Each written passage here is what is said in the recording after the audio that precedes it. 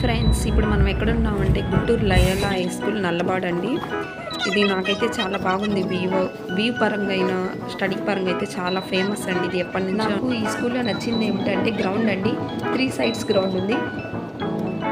Entrance left side, right side 2 sides ground ఉందండి. And ఇది boys hostel అండి. చాలా బాగుంది. ఇక్కడ హాస్టల్ పిల్లలు ఆడుకుంటారు ఈవినింగ్ టైంలో.